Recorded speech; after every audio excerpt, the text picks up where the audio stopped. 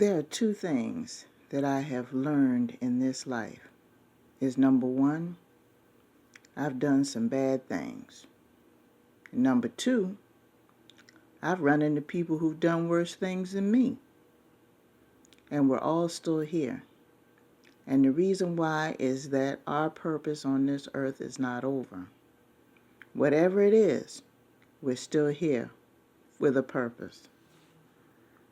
I'm in a mode right now in my life, and I've said this before, but I'm trying to be careful how I spend my energy. So we all do it in different forms. I'm in an age group now where we're supposed to teach and instruct those that are coming behind us. But you'd be surprised how many people that are in my age group, and that's the 15 over, that are still thinking in the mindset of a child because they haven't come to terms of where and who they are. They don't know where they come from and don't have any idea. And that's an unfortunate thing. And they wind up doing bad things because I used to be that person. And now I have a chance in my life to pay close attention to the things around me. And sometimes people mistake my intensity for anger, and it's not. See, if you had seen some of the things that I had seen, then you will understand why I react to certain things when they occur. Because I already see what's going to happen as a result of what's going on at that moment. I can see the forest instead of the trees. And I'm still on that journey. I'm not at my pinnacle. Will I ever be in this lifetime? I don't know. But it's a constant learning thing. And I had to be placed in a situation once upon a time where I had 15 people that were just like me, that I had to live with, that I had to sleep with, that I had, and when I mean sleep in the bed, okay? So let me clarify that. That I had to take classes with, that I had to spend my day with 15 people who had attitudes just like me. And some of us need that. Some of us, our egos are so out of control, or our behaviors are so out of control, we need to be placed in a situation where there's a whole bunch of people just like us so we can have a chance to look and see how we behave. Let those folks that act like you get on your nerves enough. You're going to start paying more attention to yourself. I'm going to constantly be in a state where I'm putting myself in check all the time. And I'm okay with that. There's nothing wrong with improving on the model. This makes me think about the classic cars, There's some people out in the street that figure just because a car is a certain age, no matter what condition it's in, it's considered a classic. And that's not necessarily true. According to the DMV, of course, a car has to be a certain age to be considered a classic. And then a car has to be a certain age to be considered an antique. And so if you're out in the street sometimes, and I don't know about your state, they may have certain designations for antique and classic cars. But here in Virginia, what they'll do is if your car is considered a classic, it's a classic, that's fine. You get a regular license plate for that. But when you try to register an antique car, which is older than a classic, you get a special license plate.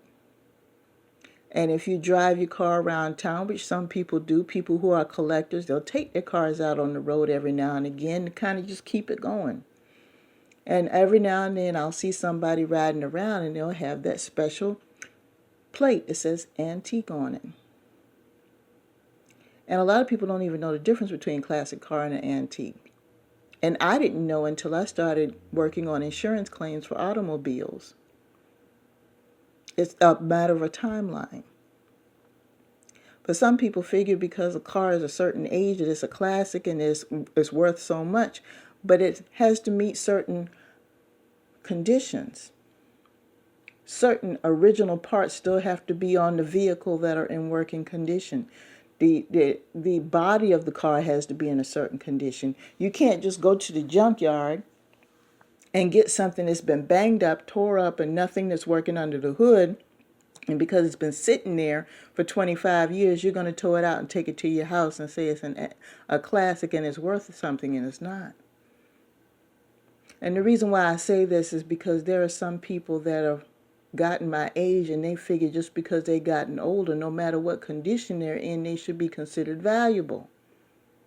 They don't consider themselves valuable. They don't consider the things or the people around them valuable, but they figure because they are a certain age, they are a classic, a beat-up classic car, and they think they have some worth, when deep down they feel they don't. And that's the reason why I talk about the classic and the antique analogy. And sometimes when people look at the word antique, they think old. Okay. Nowadays, old has become a bad word, but some things are better when they're older. Wine, for instance, that's a common example. Some coins that are rare and hard to find, they're antiques. People running around all over the world looking for a certain penny or a certain nickel or a certain quarter that's worth millions of dollars, and you got people running around all over the place online and everything else looking for it. It's old. It's an antique. But look at the value. So you as an older person, you just assume because you've been around for a while and seen a few things, but you ain't learned jack shit. You're just like that classic car that person went to the garage and pulled out of the rubble, out of the scrap heap. And just because on age alone, they take it back to the house and say, oh, I got a classic car, look at the value. Some of us have been beat up.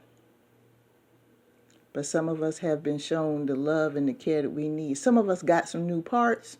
Some of us had some work done on us.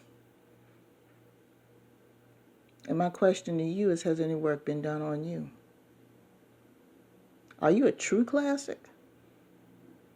Or are you just something that's been sitting around collecting dust and deteriorating? Because if that's what you are, on age alone, you're not a classic. The only thing you are is a classic mess. So that's what we need to do, people. We need to be constantly on our guard, constantly changing, constantly accepting the fact that life in the world is changing.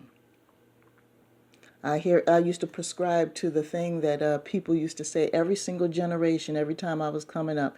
There were all these doomsday ministers and preachers. We're in the last days.